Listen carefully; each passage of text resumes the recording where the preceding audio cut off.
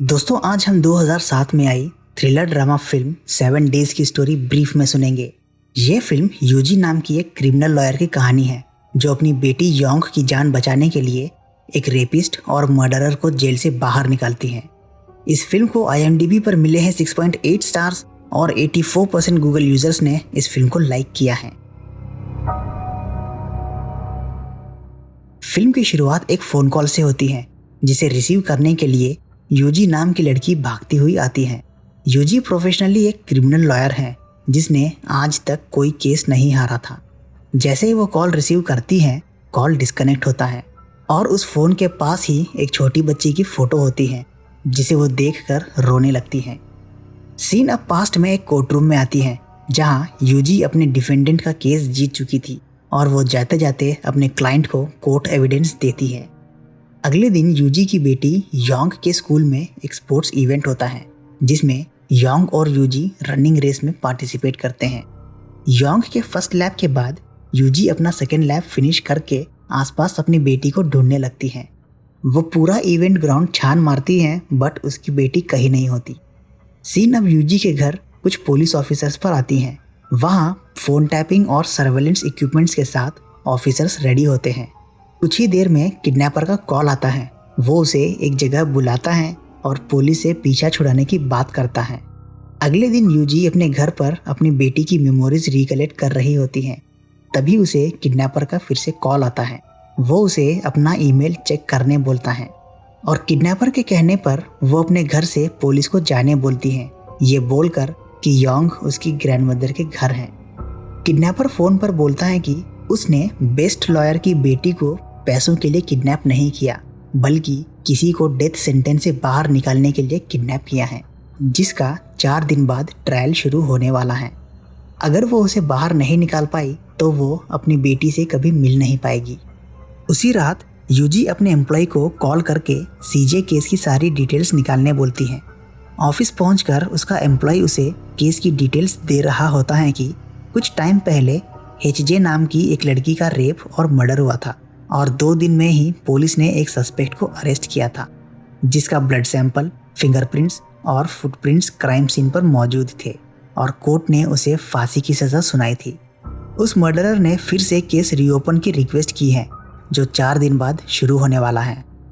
UG अब murderer सीजे से मिलने जेल जाती हैं।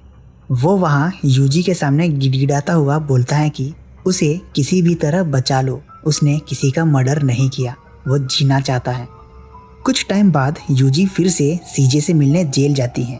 सीजे बोलता है कि उसकी मॉम डायबिटिक पेशेंट थी और उसे बचाने के लिए एक घर में चोरी करने घुसा था बट वहाँ पहले से ही किसी लड़की की डेड बॉडी पड़ी थी।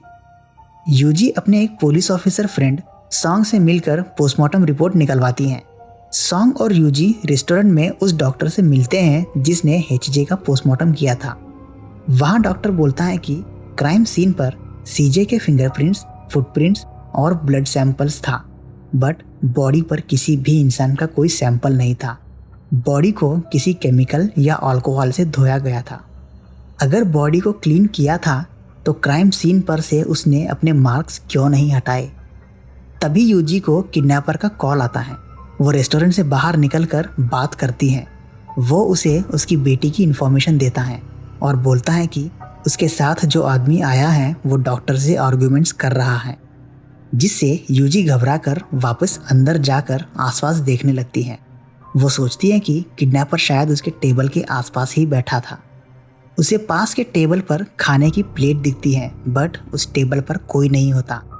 कुछ देर में उस टेबल पर एक आदमी आकर अपना फ़ोन साइड में रखकर खाने लगता है। यूजी अब सडन से उठकर उस आदमी का फ़ोन लेकर चेक करने लगती है बट एज यूजुअल वो किडनैपर नहीं था। सीन चेंज होकर एक कॉलेज में आती है। वहाँ यूजी और सॉन्ग HJ की मदर से मिलकर कुछ इन्फॉर्मेशन लेते हैं और वो ये भी बोलती हैं कि सीजे को उसकी गुनाहों की सज़ा मिलनी चाहिए। यूजी और सॉन्ग HJ के घर उसका लॉक तोड़कर अंदर जाते हैं जो क्राइम सीन था। अंदर जाकर ब्लड मार्क्स को देखते हुए सॉन्ग अंदाज़ा लगाता है कि शायद पहले सीजे और HJ सोफे पर बैठे थे और वहीं से उसने पहला हमला किया। वो रेंगती हुई जब लिविंग रूम तक पहुंची थी तब सीजे ने उसका रेप करके चाकू मारकर मार दिया। यूजी बोलती है कि सोफे से ही मारना शुरू क्यों किया, क्या वो दोनों पहले सोफे पर बैठकर बात कर रहे थे? बट सीजे ने कहा था कि वो उस लड़की को नहीं जानता और आगे बोलती हैं कि शायद उस लड़की के साथ ही कोई उसके घर आया था और दोनों सोफे पर बात कर रहे थे।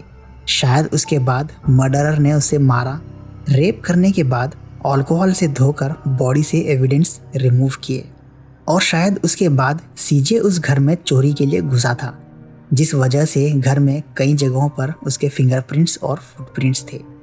यूजी सॉन्ग को सीजे की सारी इन्फॉर्मेशन निकालने बोलती है, जिस पर सॉन्ग बोलता है कि पुलिस सिस्टम से इन्फॉर्मेशन निकालना आसान नहीं होगा और वो आगे पूछता है कि उसने ऐसे टाइम पर सीजे का केस क्यों लिया है, क्या वो किसी बड़े आदमी के लिए काम कर रही हैं? बट वो कुछ नहीं बोलती। सीन अब सॉन्ग पर एक रेस्टोरेंट में आती है। वो वहाँ खाना खाता हुआ रेस्टोरेंट के ओनर को सीजे की सारी इन्फॉर्मेशन निकालने बोलता है। एक्चुअली उस रेस्टोरेंट के ओनर के कुछ इलीगल एक्ट्स को सॉन्ग ने पुलिस से छुपाया था। तभी सॉन्ग को यूजी का कॉल आता है। वो उसे तुरंत एक क्लब में आने बोलती है जहां एचजे मर्डर के पहले गई थी।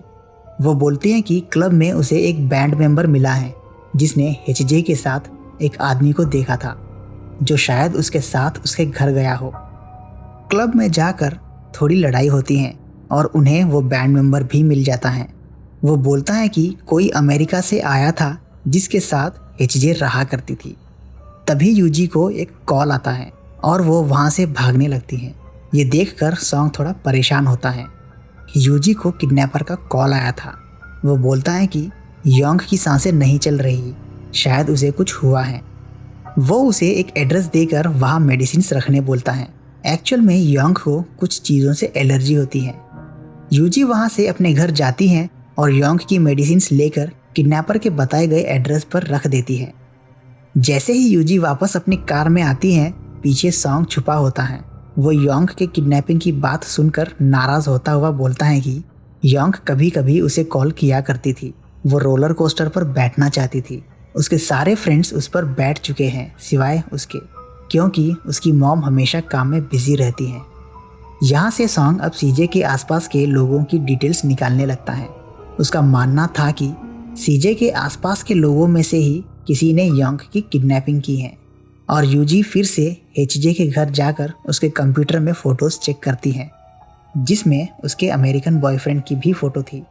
जब वो कंप्यूटर में चेक कर रही थी, वहाँ एचजे की मदर भी होती है। वो उसे अपनी बेटी के बारे में बोलने लगती हैं और बोलती हैं कि उसे पता है कि यूजी एक लॉयर हैं और वो ही सीजे के केस को डिफेंड कर रही हैं। यहाँ से यूजी और सॉन्ग एचजे के बॉयफ्रेंड से मिलने रिहैब सेंटर जाते हैं। ड्रग्स के एडिक्शन से बाहर निकालने के लिए उसे वहाँ रखा गया था और एलएसडी की वजह से उसके दिमागी हालत भी ख़राब थी।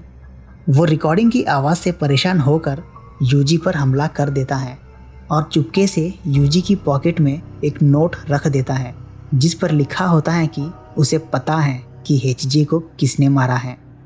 सॉन्ग एक लड़की पर नज़र रखने लगता है जिस पर उसे शक था कि वो ही किडनैपर हो सकती है। सीजे का ट्रायल भी स्टार्ट हो चुका था और अगले दिन सीन कोर्ट रूम में आती है। वहाँ यूजी लॉक तोड़ने वाले का स्टेटमेंट ले रही होती है, जिससे यूजी ने एचजे के घर का लॉक तोड़वाया था।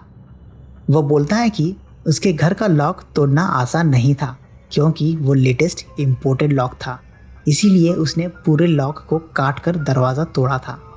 डॉक्टर को बुलाकर पोस्टमार्टम की डिटेल्स लेने लगती हैं। डॉक्टर बोलता है कि पोस्टमार्टम के वक्त बॉडी पर कुछ केमिकल्स थे। एचजे की मदर से भी कुछ क्वेश्चनिंग्स होती हैं। यूजी बोलती हैं कि जब लॉक तोड़ने वाले एक्सपर्ट्स ही लॉक नहीं खोल सके तो एक मामूली सा चोर कैसे खोला होगा। क्राइम सीन पर लॉक टूटा हुआ नहीं था, बल्कि किसी ने खोला था, जो शायद एचजे ने ही किसी के लिए खोला होगा। वहाँ सॉन्ग भी एक लड़की पर नज़र रखे होता है। जैसे ही वो लड़की अपने घर से बाहर निकलती है, वो पुलिस बैकअप बुलवा लेता है और उस लड़की के घर में घुसते हैं, जहाँ से उन्हें एक बूढ़ी औरत की डेड बॉडी मिलती है। जिस लड़की पर सॉन्ग नज़र रखे था वो कोर्ट रूम में आती है। वो सीजे की वाइफ थी। प्रोसिक्यूटर उससे एचजे के बारे में पूछता है, जिस पर वो बोलती है कि सीजे उसे पहले से ही पहचानता था। उस रात वो एचजे के घर पैसे लेने ही गया था और उसके घर से जिस बूढ़ी औरत की डेड बॉडी मिली थी वो सीजे की मदर थी। सॉन्ग के इन्वेस्टिगेशन करने के बाद उसे पता चलता है कि सीजे की मदर के इंश्योरेंस के पैसे सीजे को मिलेंगे। अगर सीजे को फांसी की सज़ा होती है तो ऑब्वियसली उसकी वाइफ को ही मिलेंगे। अगले दिन यूजी अपने ऑफिस में बैठकर एचजे के फ्यूनरल फोटोज देख रही होती हैं और उसे उन फोटोज में एक आदमी दिखता है। वो वहाँ से एचजे की मदर के घर जाकर फ्यूनरल का वीडियो टेप मांग कर देखने लगती हैं और उसे टेप में भी एचजे का बॉयफ्रेंड दिखता है जो रिहैब सेंटर में था। अब सॉन्ग और यूजी को रिहैब सेंटर के मैनेजमेंट पर शक होता है। दोनों वहां जाकर हॉस्पिटल के इंचार्ज से पूछते हैं कि जब वो फ्यूनरल में था तो उनके रिकॉर्ड्स में उसका हॉस्पिटल में होने की इन्फॉर्मेशन कैसे हो सकती है, जिस पर वो बोलती हैं कि अगर उन्हें डिटेल्स चाहिए तो कोर्ट से वारंट लेकर आए। सॉन्ग को एचजे की कार एक डंपयार्ड से मिल जाती है। कार की तलाशी लेने पर उन्हें एक नोज रिंग मिलती है जो एचजे का बॉयफ्रेंड पहना करता था।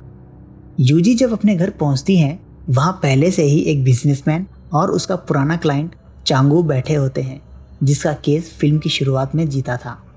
वो दोनों यूजी को बांधकर उसने कलेक्ट किए गए सारे एविडेंस जला रहे होते हैं क्योंकि वो बिजनेसमैन नहीं चाहता था कि उसका बेटा जेल जाए।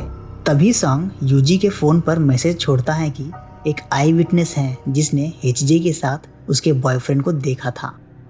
किसी तरह से यूजी अपने आप को छुड़वाकर आई विटनेस से मिलने होटल जाती है। वो उसे सीजे की फ़ोटो दिखाकर पूछती है कि क्या उसने उसी को एचजे के साथ देखा था और वो हाँ बोलता है। और वहाँ सॉन्ग भी ढूंढता हुआ रियल किडनैपर के घर पहुँच जाता है जहाँ से उसे पता चलता है कि किडनैपर ने योंग को मार दिया है और वो बचकर वहाँ से भाग जाता है। यूजी जब आई विटनेस से मिलने होटल पहुँचती हैं वो मर रहा था। शायद उसी बिजनेसमैन ने उसे पॉइजन दिया हो। सीन अब कोर्टरूम में आती है। यूजी बोलती है कि मर्डर सीजे ने ही किया है बट वो बिना सोचे समझे हुआ था। मर्डर स्पॉट पर और एक आदमी भी था जिसने सोच समझकर क्राइम किया। वो एचजे के बॉयफ्रेंड के पिता पर इशारा करती हुई बोलती है कि उसी ने एचजे की बॉडी पर अल्कोहल से एविडेंस हटाए थे और आगे बोलती है कि किसी को भी गिल्टी प्रूफ करने के लिए मर्डर वेपन चाहिए होता है और प्रोसिक्यूटर के पास मर्डर वेपन नहीं है।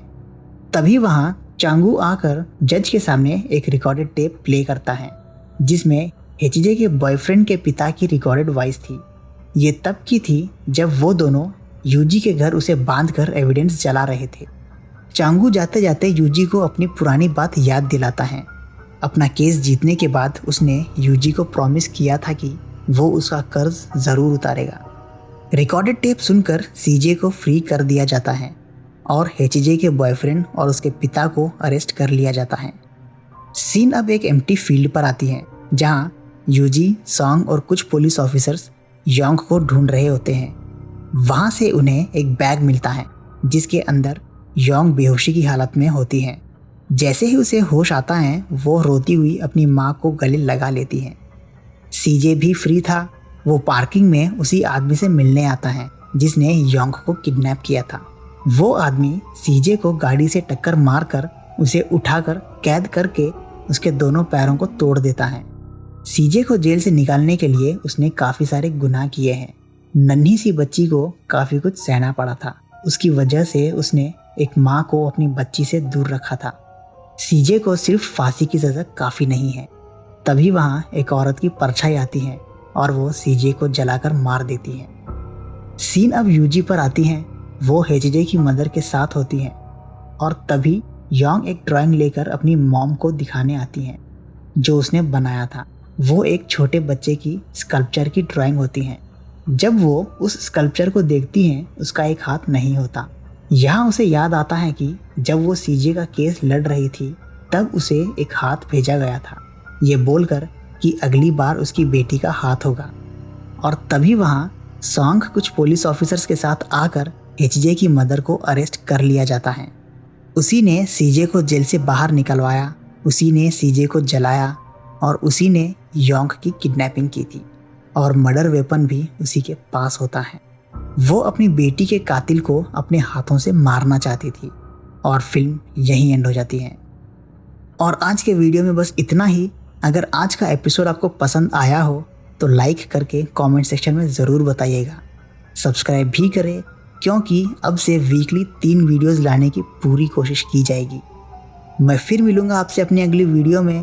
तब तक के लिए बाय बाय।